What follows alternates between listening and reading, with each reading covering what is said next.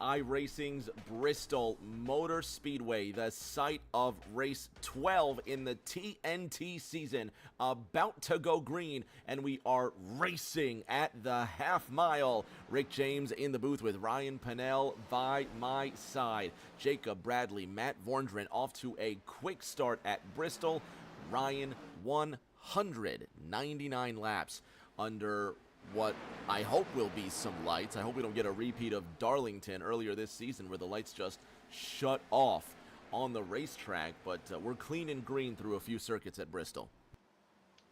Yeah, everybody's being pretty patient so far, which is a good thing. It's a long race, 199 laps. That's doesn't seem like a lot around here at Bristol, but with everybody, especially if we get a long green flag run, this is going to be a long race tonight.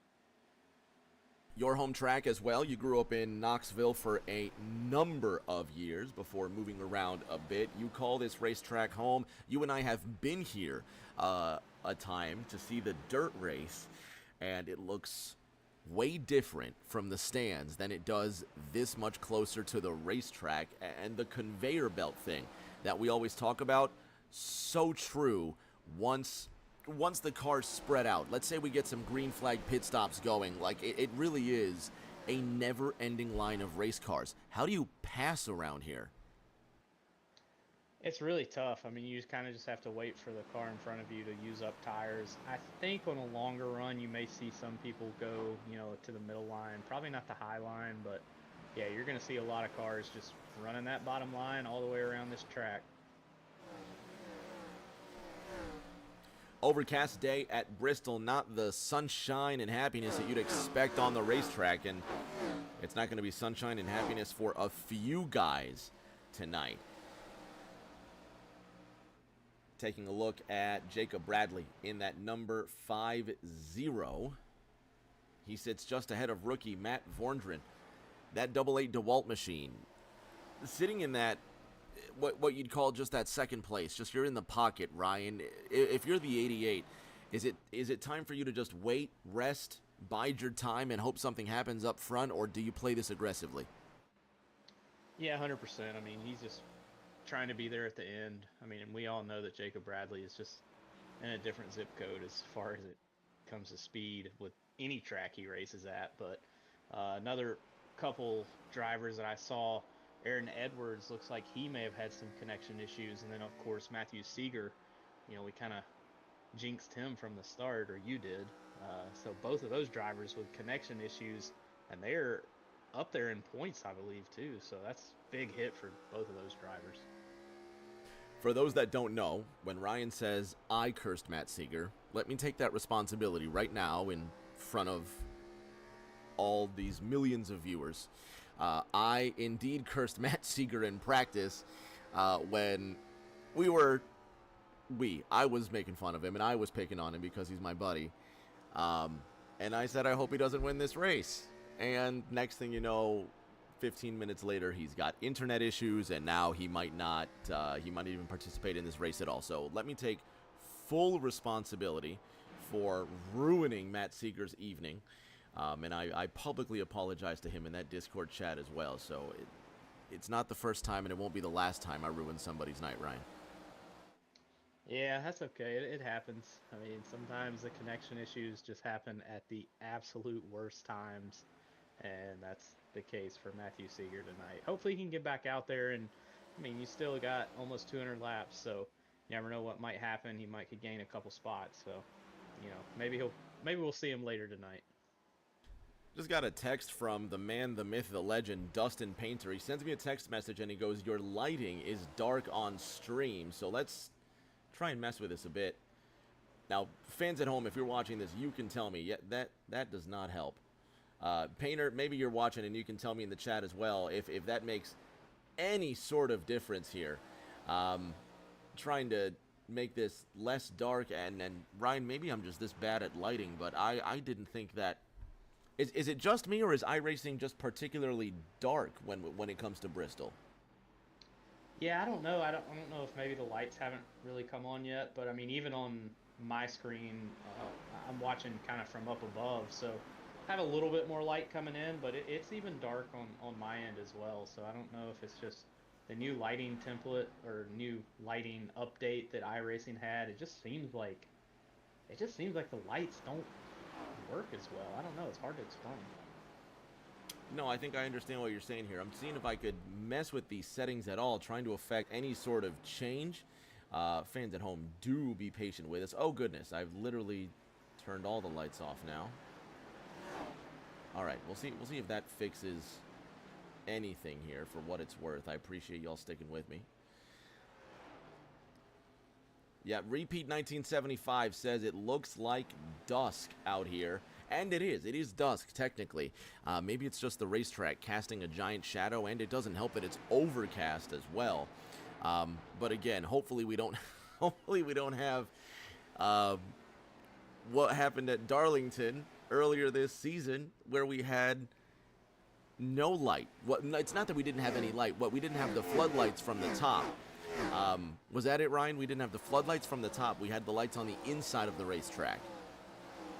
Yeah, we had the inside lights came on, but the stadium lights, so to speak, outside of the track, for whatever reason, did not come on for like half the drivers. So they were also dealing with a little bit of lighting issue. But the lights, I don't think have come on yet. So hopefully, when those lights come on, it'll be a little bit better atmosphere out here. But it looks like you fixed it. I was looking at your stream; looks much better than it did earlier on. So I think we're in business now. Well, and speaking of dusk, the sun picks the perfect time to poke through the clouds here at Bristol, and now the track is quite literally orange.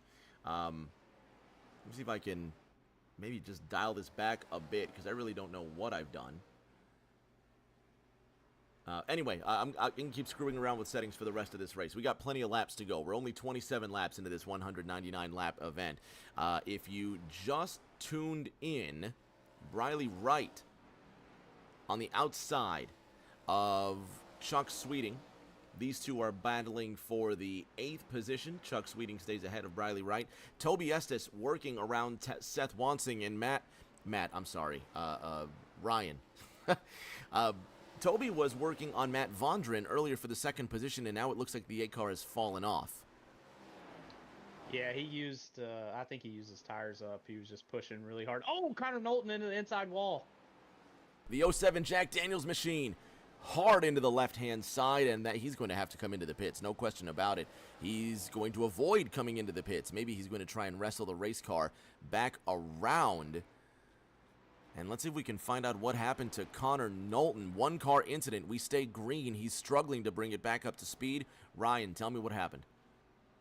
Yeah, I think Feemster may have got a little piece of him there. I don't know if he just didn't expect that speed difference, but I don't think Feemster meant to do that, but just really unfortunate.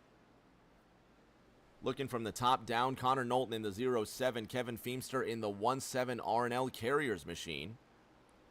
Waiting to see the moment when Knowlton just goes around Feemster right behind that 07. Keep your eyes peeled.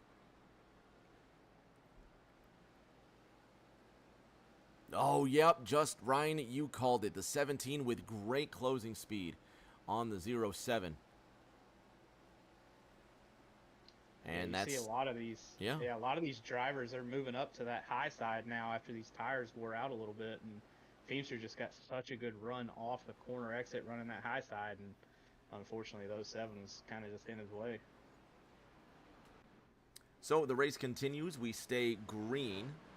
And again, if we're coping with lighting issues here, it's because the race was, extremely dark here just a moment ago. See if we can dial this brightness back just a bit, kind of restore sanity. Anyway, race 12 in the Thursday Night Thunder season. You're looking at points leader Jacob Bradley. He is racing as expected. How about this 3-car battle, Briley? Briley, goodness me. Ryan, one of these days I'm going to get your name right. Ryan, how about this 4-car battle now? This 4-way starting with Toby Estes back to Chuck Feemster. Yeah, I don't think I've never had anybody call me Briley. I don't know if that's a compliment or a insult, but hey, I have been gone for 2 weeks, so we'll get it figured out. But yeah, great battle. I mean, Feemster's got some speed in that 17 car. I mean, kind of moved Connor out of the way, but he's moving in that number 17 machine. On board with Chuck Sweeting.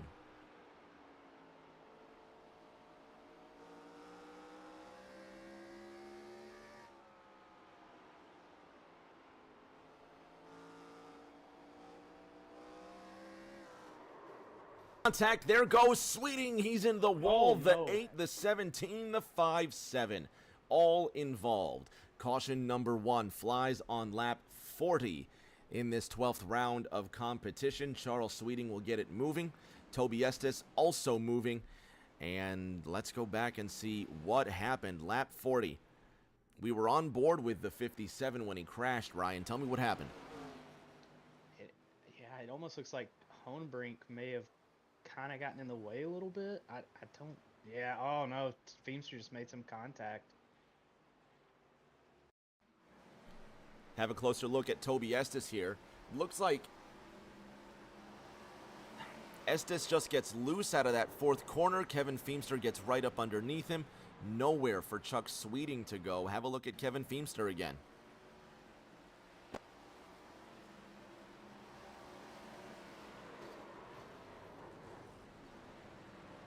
Ryan, I think you're right. Just the closing speed is what gets Feimster. Have a look here on lap 34. This is Kevin Feimster behind Connor Knowlton. Knowlton goes for a slide after Feimster comes in with great closing speed, and this is 6 laps later on lap number 40.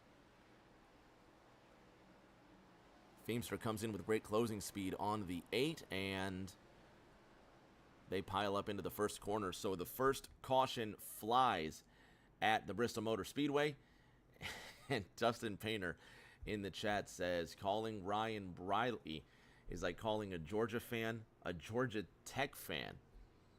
43 laps underway at the Bristol Motor Speedway, and I think the sun has decided to go away again because the track is now the darkest it's ever been, and the lights have yet to come on.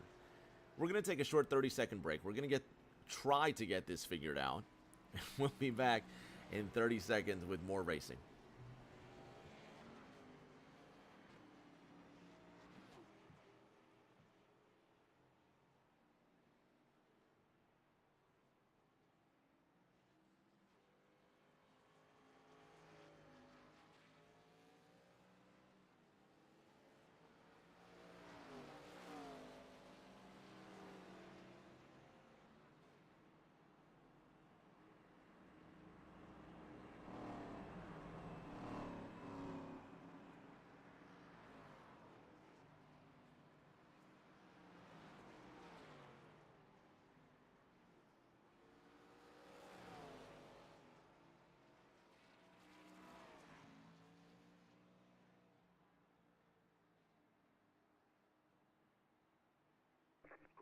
Green flag. Racing again at Bristol. The green flag is out. Matt Vorndren in the lead. Matt decided to come down on lap 42 and pit. He got the lead away from Jacob Bradley, and Jacob Bradley now wrestles it back from him immediately. Ryan, what a start by the 50. Yeah, Jacob's just so good on short run, long run. I mean, he's just got so much speed. It doesn't seem to matter. He finds his way to the front and does it again here.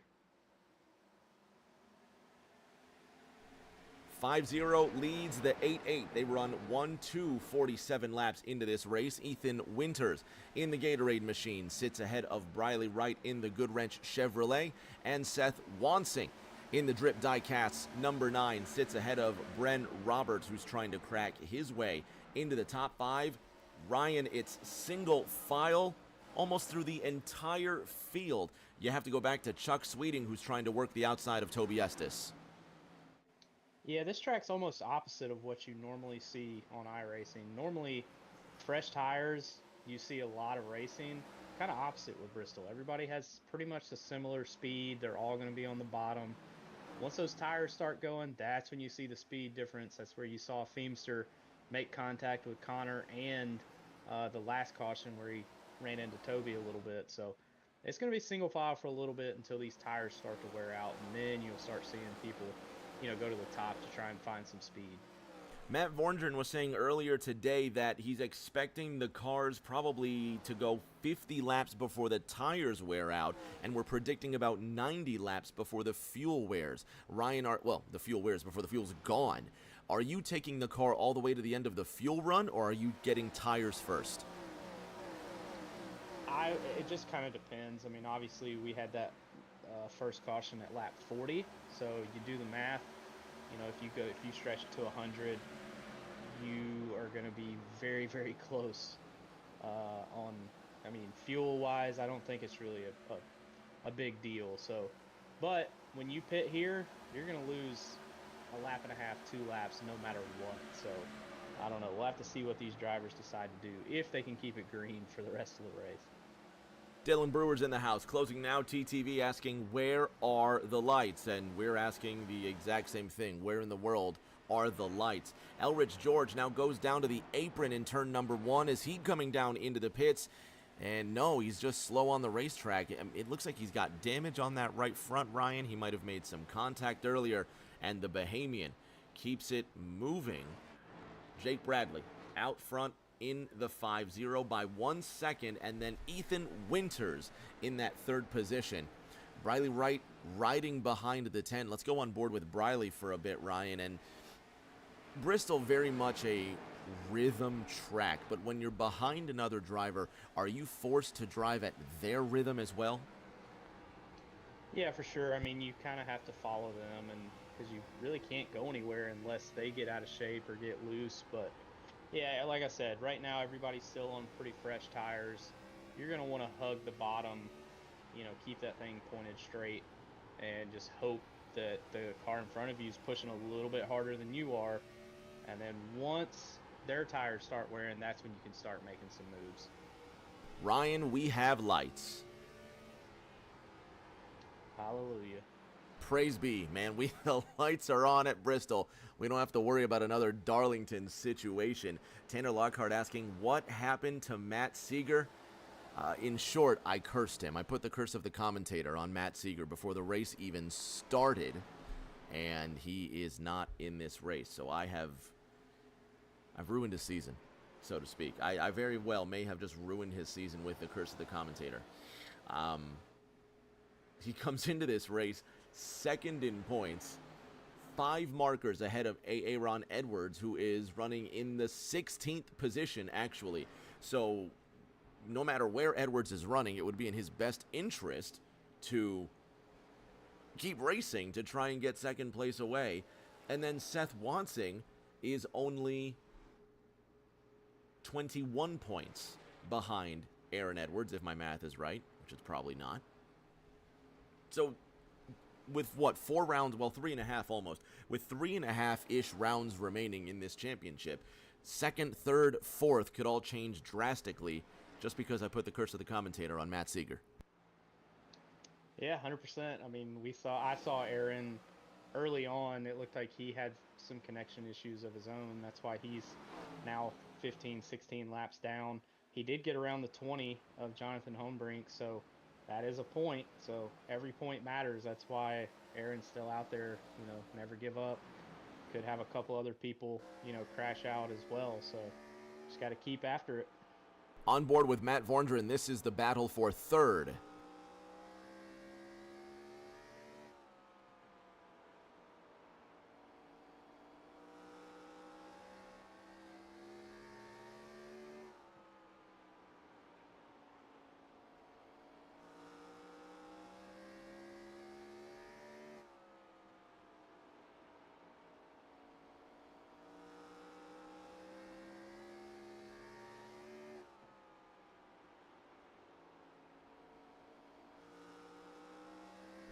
That blender never stops, man.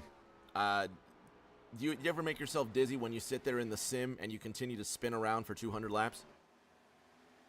Yeah, it's definitely can be a little nauseating sometimes, especially after maybe a couple of beverages. But yeah, Bristol, Martinsville, a lot of these short tracks, they can be tough, especially with, you know, TNT known for its long, you know, runs under green. It can be tough sometimes, and mentally you have to be focused at all times. So it's very tough. That's my problem. I can't stay focused. I I cannot stay focused when I'm trying to race these cars, and it takes a lot of practice and determination that I don't want to put in. So I'm fine sitting in my chair here watching them do circles and talking about them. Absolutely. And I tell you what, Seth and Briley are racing really hard right now I for see that. what is that, fourth, I think? I mean, they're battling. So what's that going to do to their tires now? Because, well, and we know the answer. We know what it's going to do to their tires, but the drivers pitted on 42. So from here it is a one-stop race. If it goes green, it probably won't, but we can expect the fuel to go to 130. But when they're racing like this, you might think they want to come in 20 laps sooner just because their tires won't continue.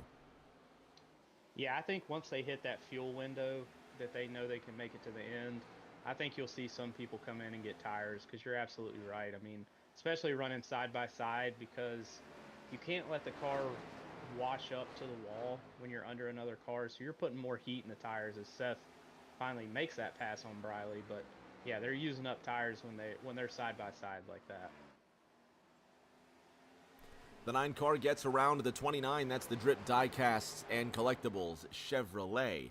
Briley Wright in the 2.9 Goodwrench machine sits behind Bren Roberts in the 84 and Kevin Feemster in that yellow and green R&L Carriers Fusion to the outside of the Tropicana. Super out of turn number 4. Big slide for Kevin Feemster. He holds on to the race car, Ryan, but now opens up the bottom line for Sears.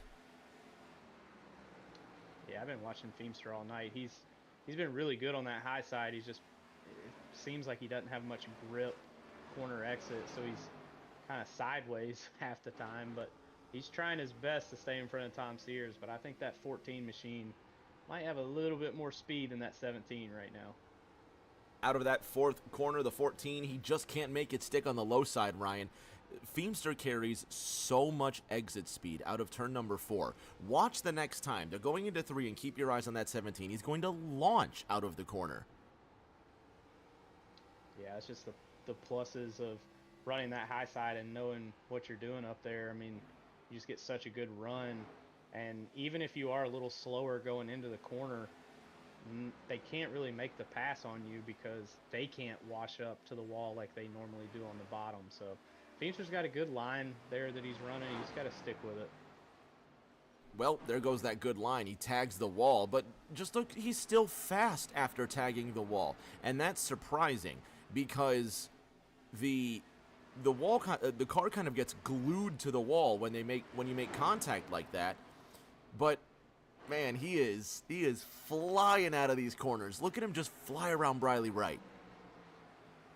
Yeah, there's almost an art to hitting the wall sometimes. I mean, if you hit it too hard, you are going to get stuck in it. But if you kind of just tap it a little bit, it kind of bounces you off the wall. And obviously you're going to get some damage, but here at Bristol, not a huge deal with, being a short track. Like Happy Gilmore, you just got to tap it in. Exactly. Give it a tap-a-roo. Kevin Feemster works himself into 6th. Seth Wansing down 2 places from where he started. How about Bren Roberts up 7 places from where he started? Yeah, Bren's just so consistent. I mean, Bren can go to pretty much any track, and he is definitely going to be a threat to win any night that he races. He's just so consistent and fast too. That's what a lot of people are consistent like myself. I'm very consistent, but I'm not fast.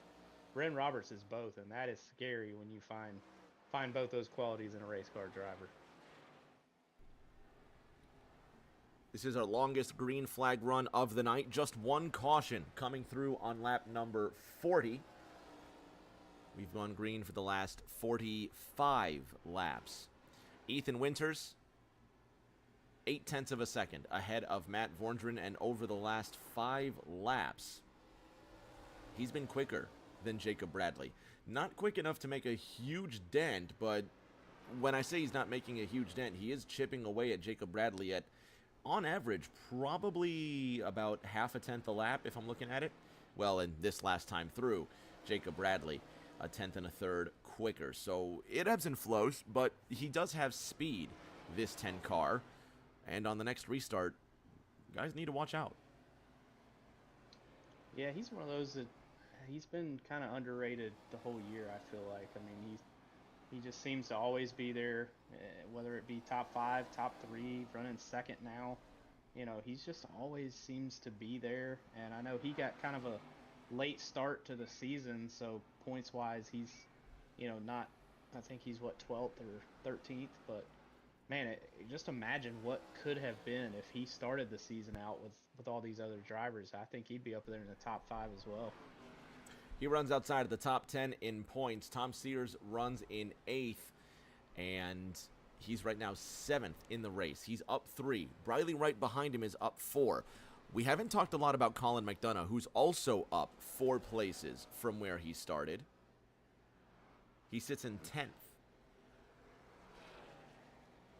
Now, Ryan, one thing I'm noticing is guys are getting really spread out. And coincidentally, we are 50 laps removed from our restart on lap 42. So this could be the tires starting to now play a factor. You don't have the speed and you don't have the grip. So now it's going to come down to how you can handle the car. Matt Vorndren is struggling. Bren Roberts thriving, Ryan. Yeah, Bren knew. I mean, when you come to this TNT race, you got to set this car up to be good on the long run, because the chances of having cautions are very, very rare here on a Thursday night. And I know that Bren Roberts knows that, and he's got that car set up to be fast on the long run, and you can see it now. I mean, he's trying to make that pass on Matt, and once he gets around him, he'll probably pull away, because he's, like I said, that thing is fast on the long run. Bren Roberts in the 84 now moves to the left-hand side of Matt Vorndren in the double 8. And now struggling to make that one stick, but Matt trying to make his car stick on the outside wall. He gives it a tack. And he's going to give it another little tap there. Seth Wansing wants to play too. He's coming for 4th. Yeah, that's what's frustrating if you're Bren, because he's trying to just get around him. He knows that Seth's got some speed too, so the faster he gets around Matt, the more of a gap he can get to Seth. And it looks like Seth's going to try and make his way around that number 88 machine here. But it's tough. It is really hard to pass. On the back 9 now, 100 laps will be complete. It's going to be 99 to go this time by. Seth is really forcing the car down on the left-hand side, trying to get every ounce of grip he can out of that race car, but he needs to be careful he doesn't spin himself out, although he's making ground on Vorndren. 4th place now up for grabs, and further on back, Tom Sears now trying to work his way up to Kevin Feemster.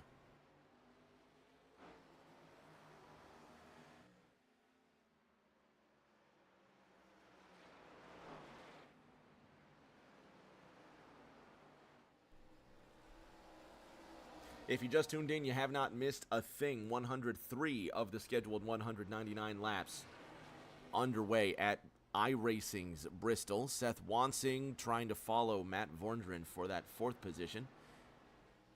And Ryan, I think what we're seeing here is how strong the high line is, even with tires that are as worn as these. We're approaching 70 laps of wear on these tires. I don't know when's the last time you tested these cars at Bristol, but at what point do you just give up? I usually give up pretty early on, but I don't have a lot of talent. These guys are way better than I am. But yeah, I mean, usually about after 40 to 50 laps, the tires really start to hurt, especially if you were pushing really hard on the front end of your run. But Jacob Bradley in the 50, I mean, it doesn't even look like has any tire wear almost. I mean, he's just up there just going through lap cars. He's about to get around Briley here, and Briley's running in 8th right now, so we're only going to have 7 on the lead lap. But man, I know we've talked about it all year, but that 50 car is just bad fast. He's something else, man. He is extremely talented. And to give it some context, last time around he ran 16:42, Ethan Winter 16:18. Now, of course, Bradley's dealing with traffic. But there's just a smoothness that he has to it. Let's go on board and have a listen.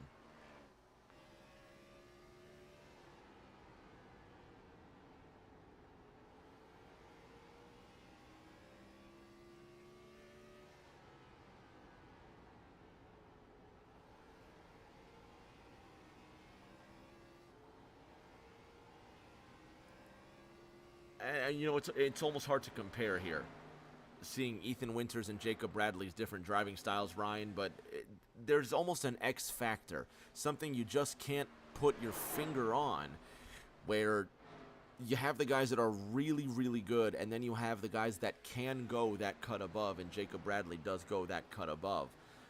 As dominant as it is, it's not as entertaining as what we're seeing here. Check out Briley Wright, Ryan. Yeah, Bradley's really struggling. I mean, Toby, he's 2 laps down now because of that wreck he had. He had went a lap down, but Chuck Sweeting and Briley, that is for position.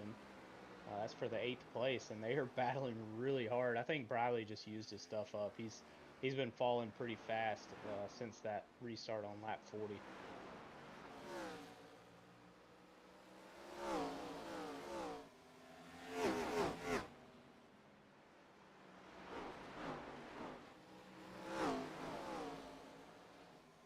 Side by side through the corners, Briley Wright still holds on to the top side. Chuck Sweeting on that low side. Toby Estes just here to watch the show, but now more players will join. Ethan Winters to the left-hand side of Toby Estes. How about Chuck Sweeting for a tail whip down the front straight, and Ethan needs to make a decision if he wants to remain within 5 seconds to the race leader. Yeah, it's one of those things when we saw, Ethan Winters was closing a little bit on Bradley, you kind of knew that this was going to happen because obviously the same lap traffic that Bradley has to deal with, Ethan has to deal with as well. And you can kind of see that now. It's just really hard to make these passes, and there's a lot of people trying to still battle for position, and it's just tough out there. Shout out Tristan. Not in the roster tonight. Would have loved to see Tristan Catania in the race tonight, but he's chilling from home, checking us out. Shout out to the whole family out in New Jersey.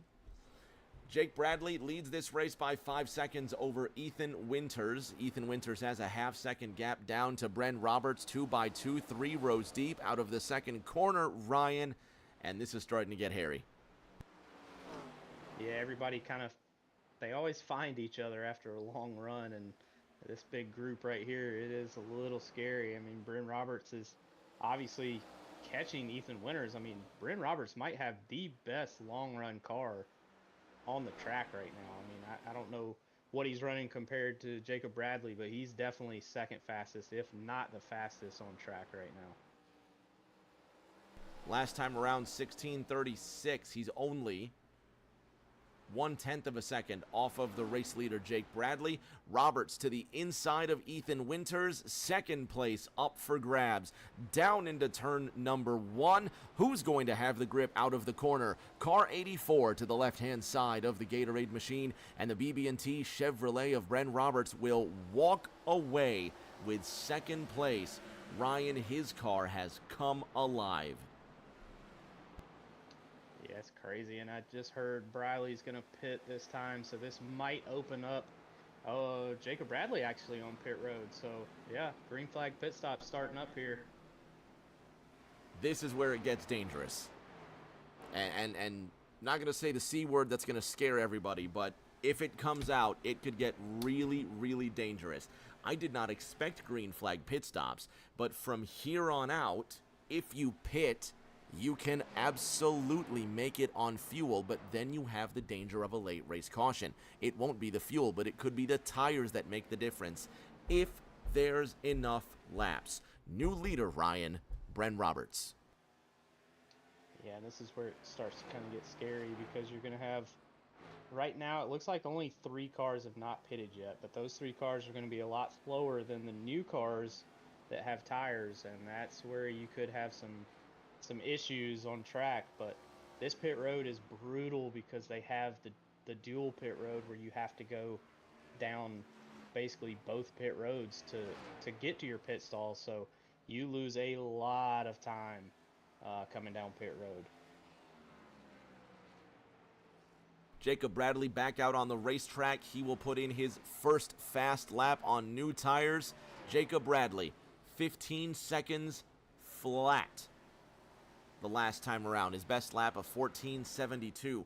Bren Roberts still out on the racetrack. Last time around, 16:26. Jacob Bradley, he crosses the line. 15:05. Almost a second and a 1.25 seconds. As near as makes no difference. Faster on fresh tires. Bren Roberts is crossing his fingers and toes that that yellow flag comes out. Only he and Colin McDonough have not pitted yet. Yeah, but if he gets a caution, I mean, that is huge right now. I mean, he's got Colin a lap down. He's going to have Seth 2 down. Jacob Bradley's finally, he's unlapped himself, but he's still 1 lap down. So Bren's if you in. get a caution. Yeah, so Bren's in, so couldn't make it. But, man, if he got a caution there, that would have been huge. It's the great equalizer, man. It really is. New leader is now Colin McDonough, but not for long. McDonough comes into the pits. Jacob Bradley will circulate and cross the line in third. Last time around, 14:92. Bren Roberts last time around, 16:48. So a second and a half quicker as Bren Roberts will relinquish first place, and Jacob Bradley is once again your new leader, 131 laps into this race. But now here comes an interesting dynamic. Bren Roberts has fresh tires on lap 131. That's a 9-lap difference with a late race caution. Assuming Roberts stays in that second position, he might be poised to take the lead on a late race restart. It almost might be worth it, Brian, for Bren to save his tires to the end of the race. Yeah, for sure. Or you see he's right there behind Jacob Bradley right now. And if he can unlap himself to where at least he's on the lead lap and a caution does come out, then he can come down, get tires. You know, he's not going to lose a whole lot because there's only 3 cars on the lead lap right now. So he's just got to focus on getting himself unlapped. Then that opens up that strategy for him. Ethan Winters in the second position, trying to hold on to the spot. Matt Vondren comes up behind him. 7/10 is the gap. Bren Roberts goes green, Ryan, 14:92. And here he is trying to unlap himself from Jacob Bradley. He hits the wall out of 4.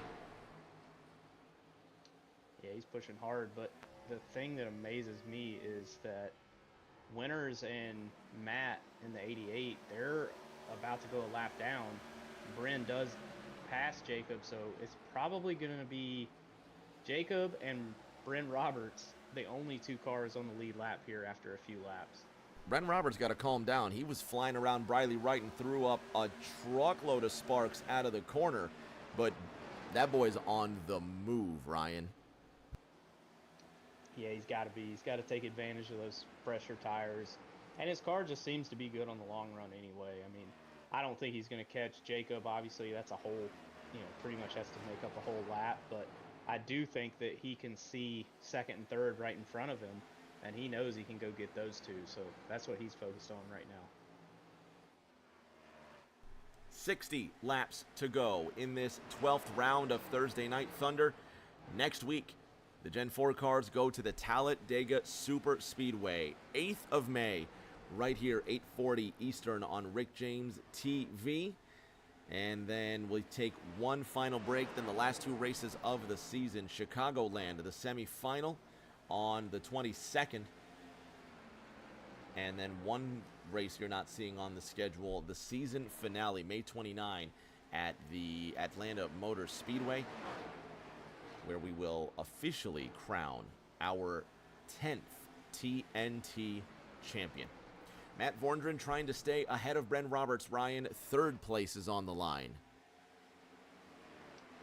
Yeah, I think Bren, with those fresher tires, I mean, like you said, it was about a 9-10 lap difference.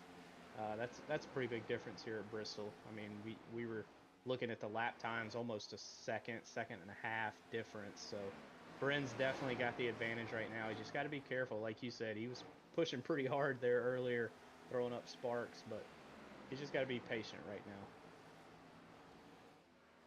But this is Bristol, man. How can, and I mean this is a genuine question, I'm not being silly, how can you exercise patience at this blender?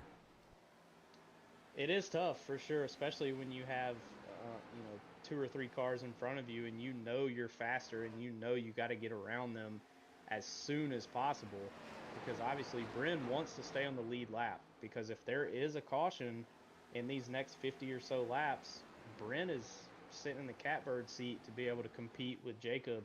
If he goes a lap down, now you have to take the lucky dog, and you don't have that same time because this track is so short.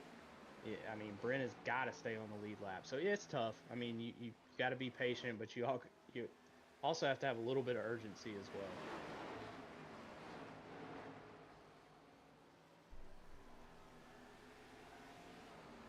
I was looking through the NASCAR Reddit earlier, Ryan, and I was seeing here. How about the battle for second, though, before we go on to different tangent here? Second, third, and fourth, putting on a great show. I thought Ethan Winters was going to get around Brent Roberts for a moment. I was going through the NASCAR Reddit, and they were mentioning there's an article from Traction talking about the trackside atmosphere has been unveiled for the NASCAR 25 game, and it shows promise. Have you seen any of this? Yeah, I watched I think they dropped like a developer diary or whatever today. And yeah, I looked at it. It looks like we might actually have a decent NASCAR console game. So that's very exciting. I think what is it, like later this year they're gonna drop that game. So I think it'll be a great game, and I'm excited to get it and see what it's all about. It looks like you're going to get a lot of the career atmosphere that we're used to seeing in legendary games like NASCAR Thunder 2003, NASCAR 05, 06, to a lesser extent NASCAR 08 for me, and it could just be me showing my age, but I think that the peak of NASCAR games was 06 on console.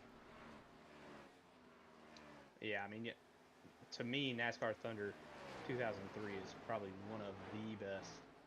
At least for me personally, I mean, that game was just, I don't know if any will ever compete with that one, but, it looks like this year at least we have, like you said, a career atmosphere, because when we do iRacing, we're usually hanging out with our buddies, we're racing together. It's a little bit different. There's not really a career mode, so to speak. So it'll be cool to just be able to do a career mode on your own, when you're at home and have nothing else to do. So yeah, I'm looking forward to it for sure. I still have the original NASCAR Thunder 2003. I think I do too as well. I never could get rid of it. I have my OG Xbox. I have my original copy. I think it was the first game I ever got for NASCAR Thunder for Xbox.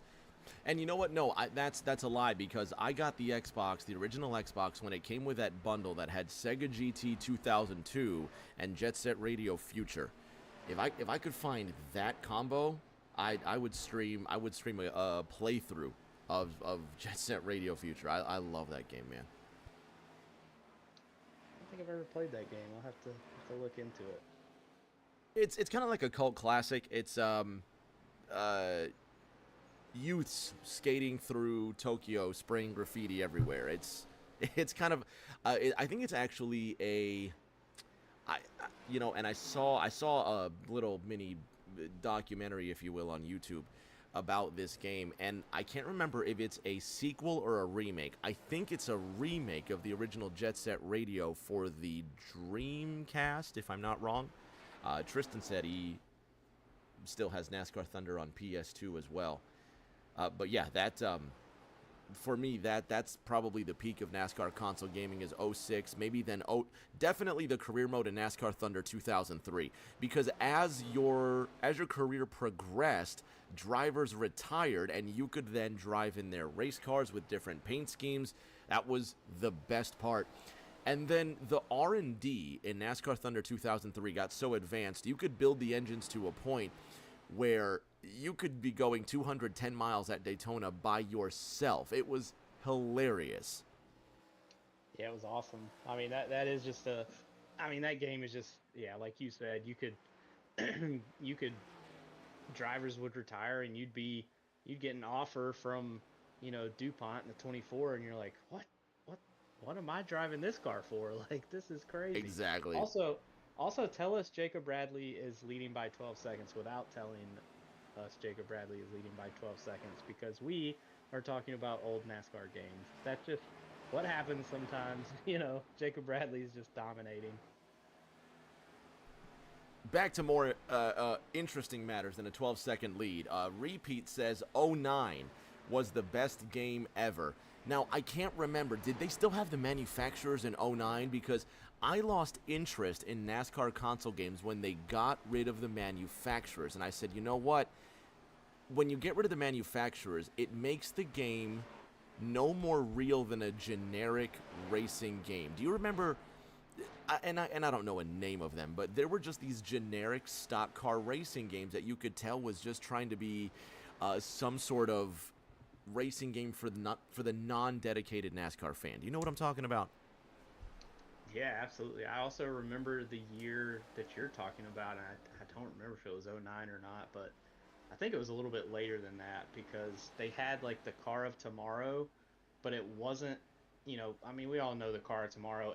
They all look the same. They just basically had a Ford sticker on the front, like, or a Chevrolet sticker. So, yeah, it was like, okay, you say it's a Ford, but they all look exactly the same. Like, this is not a Ford. It's just car tomorrow. Like, come on. Agreed. That's when I stopped playing. I stopped playing NASCAR games when they got rid of the manufacturers because it didn't look like the NASCAR that I knew, and I think it says a lot about the brand recognition and just how important it is to have headlights and taillights that you recognize in the showroom on your stock car as well, because without them, I don't know, maybe I'm shaking my fist at the sky. Maybe I don't know what I'm talking about here, but when you lose that immersion, if you will, that this is a tangible vehicle that you see on the roads, it kind of loses that magic or that essence of what NASCAR is. Am I making sense? Oh, 100%. I mean, I am a proud owner of a Ford Mustang, and when I watch my favorite driver on Sunday, Ryan Blaney, if he was just driving a square box where it just didn't even look like a Mustang, then it's like, well, what am I really, what am I pulling for here? Like I like Ryan Blaney, but well, what's he driving? So yeah, I never did like those years where it was just like everything looked the same. It was like, I don't like this. I agree. That's 100% where that pride comes from. I recently got a Honda. There's no Hondas in NASCAR, obviously, but when I see Hondas racing in a GT race or when I see a Honda-powered car in F1 or IndyCar, I think, hey, I drive one of those. And, obviously, I know I don't drive one of those cars on the track, but there's almost a pride, and there is. I think that's a great way to put it. There's pride in what you drive. You want to see that badge win on the track every time. Oh yeah, I mean, I love when Ford wins. Me and my family, we're Ford people. We love driving Fords, and on Sundays we love seeing Fords win at the racetrack. I mean, it's a pride thing for sure.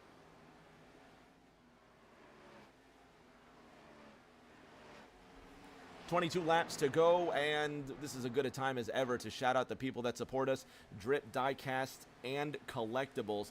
Check them out on eBay, ebay.com/str/drip diecast, your number one eBay store for all sorts of NASCAR memorabilia and more. They've been supporting us for 10 seasons strong and counting. Check them out on eBay, Drip Diecast and Collectibles. If you love any of the paint schemes that you've seen here today, like the Jimmy Johnson Foundation Chevrolet, the BB&T machine. I've seen Clint Boyer win races in this car. Matt Vorndren driving that DeWalt car that we all have grown to know and love. Everybody knows the car that Briley Wright is driving, that Kevin Harvick 03 Goodwrench scheme.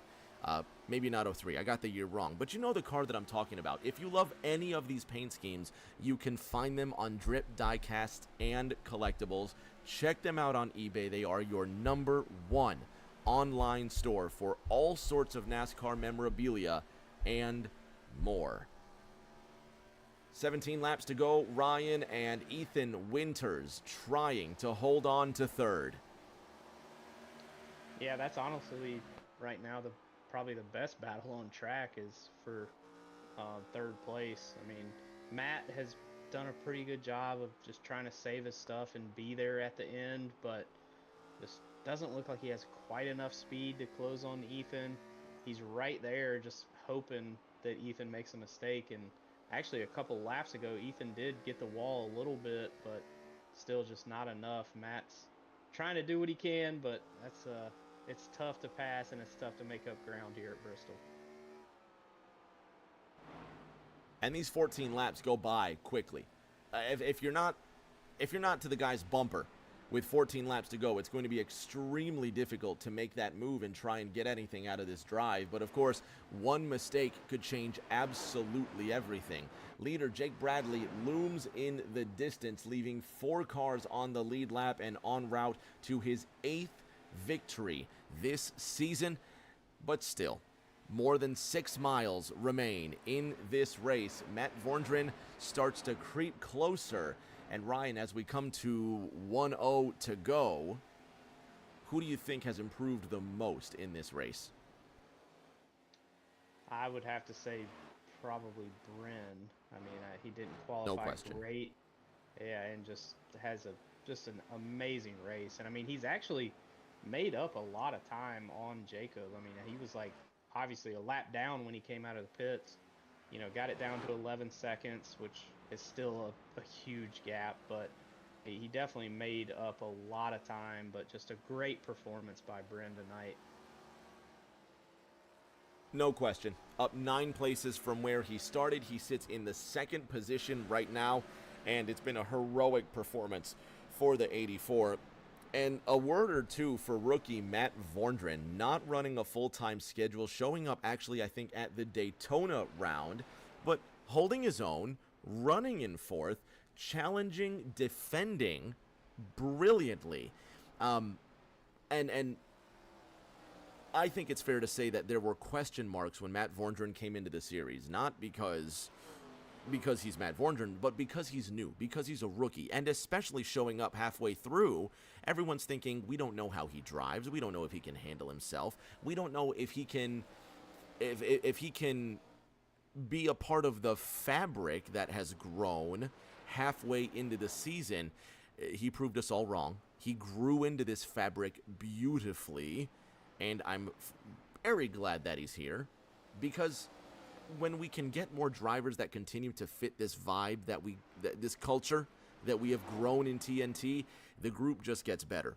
One at a time, slowly over the last 5 years, we've grown this group, and Matt's driving style has fit in beautifully. Yeah, he's an awesome driver. I mean, I run with him in a couple other series, and just a great guy, and you know, very clean.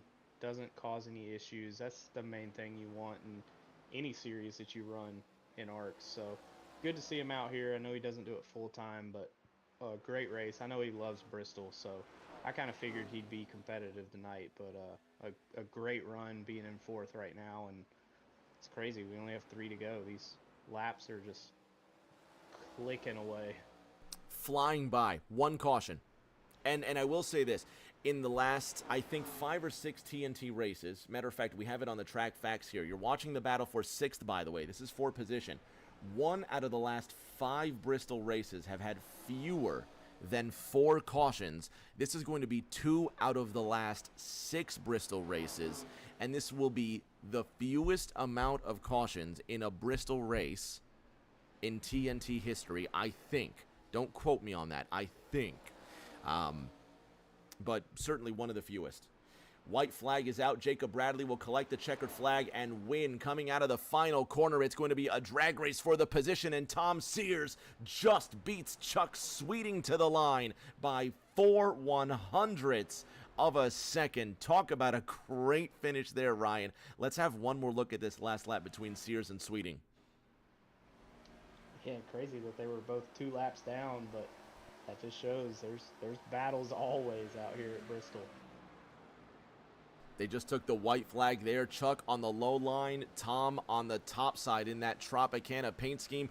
Sears with a great launch off that fourth corner, but Chuck Sweeting gets the great drive off of turn number 4, and 4/100ths is that gap there. Tom Sears getting away with 6th place. Jacob Bradley winning his 8th race of the season, and he gets one step closer to lifting that TNT trophy. Another victory for the 50. Bren Roberts in 2nd and Ethan Winters in 3rd. He's going to drive this thing into victory lane. This is part of the new update at Bristol as well, isn't it? You can actually drive the race car up into victory lane? Yep, you can take it all the way to the checkered floorboard up there. He's doing a burnout up the ramp into victory lane. That's just cool. That's cool. All right. Yeah, he's done this before. He did this at Dover. He has definitely done this before as well. That's awesome, man. All right. Let's let Jacob get parked. Let's get the top 3 and let's put this one to bed, man. Fans, we'll be home in just we'll be back, and then we can go home in just a moment.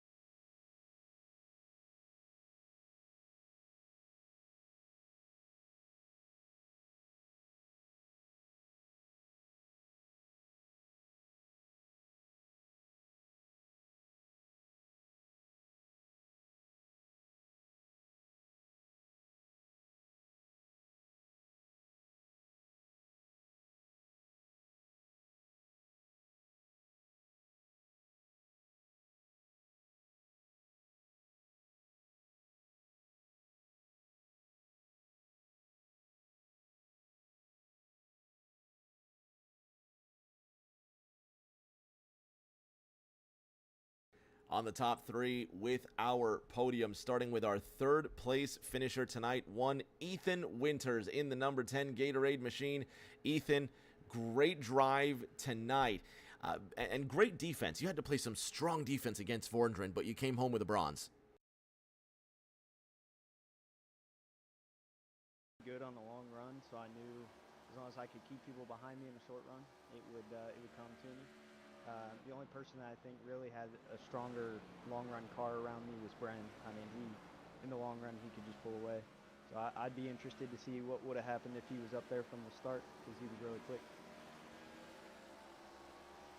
You moved up into a tie for 11th with Season 4 champion Thomas Andrews in the points. Congratulations on 3rd, and we'll see you in a week at Talladega. Thanks. See you then. Ryan, you've got tonight's silver medalist, Bren Roberts. Absolutely. Bren, man, that car was hooked up on the long run. What you have? What setup do you have in that thing? That thing was fast on the long run. I don't know. I was really bad in practice. I was really bad in qualifying. I guess I just got lucky. I was just talking to Seth post-race. I think the difference was I was really backing up my entry compared to some guys. And then when I was right tucked up behind him, I just roll the center like they would, and then I just basically gun it on exit. I don't know if that was saving right front or what, but it ended up working out probably like about 45 laps into a run. Yeah, I tell you what, walk us through. I mean, obviously didn't have the best qualifying lap, but man, what would have been different with your race if you would have qualified maybe top 5? You know, would you have a different outcome, or what do you think? Most likely, I'd probably have the same outcome. When you go into these races with a guy like Jacob in the field, you really game plan for second and hope for first. And that's what I did. I ran long on the green flag pit stop and just hoping to get second, maximize what I could, and see what I could get compared to Jacob. Well, great race overall, buddy, and awesome P2 finish. So we will see you next week at Talladega, and you might see me out there with you. So maybe I'll try and push you to a win. That'd be good. All right, good job, Brent. Rick, you got the winner? JB, 8 wins this season. and the hits just keep on coming, one step closer to the championship with Talladega looming in the distance.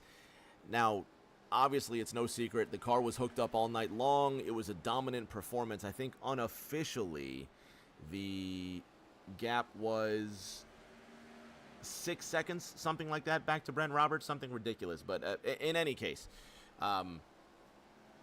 fantastic race tonight. Was there anything different, or was it just the same story, different week? I feel like it was the same story, different week. I know I told y'all last week that Bristol's one of my best tracks. I think the only other track I can put on dominate performance like this is Gateway. I have a ton of laps led here, and I always just love making laps around here in leagues. It's one of my favorite tracks, and just lapping around here tonight was really fun. Going into Talladega next week, it is kind of a dice roll for some drivers. For you, is it a dice roll? Yeah, I mean, you gotta have help always with those, and just gonna try and put myself in the front and make sure I'm ahead of the wrecks. That's about all you can do, and just hope you come out of it at the end. And he's gotta help. I know the point situation isn't as dire, so I can kind of rest easy with that. Congratulations on your 8th win of the season. We'll see you in a week's time at Talladega. Thanks. Ryan, another chapter of TNT is in the books. Jacob Bradley comes away as your winner. And one caution. I am just astonished, man. One caution tonight. How about that? Yeah, that's impressive. I mean, these short tracks are tough, especially when you have, 18, 20 people out there racing. So one caution is honestly, like you said, just amazing. But looking forward to next week. I get to get back on the racetrack, come out of retirement again for the 18th time, and I'll go out there and see if I can't do something. I'll probably end up upside down, but hey, we're going to have fun doing it. Don't talk like that. Don't forget, season 4, you came out of nowhere on that last lap. You had some help, but you came through to win that race at the end of season 4, man. Do not count yourself out. Fans at home, he just might do it again in season 10. Next week, lucky number 13, the 13th round of the 10th Thursday Night Thunder campaign from iRacing's Talladega Superspeedway, the final break, and then the run to the championship. Chicagoland, the semifinal on the 22nd, and Atlanta Motor Speedway on the 29th to close out the season. Thank you so much for coming down and having some fun with us and playing this silly little game that we love so much. And until that next race, everybody please stay safe. Do take care of each other, and we will see you all around the corner.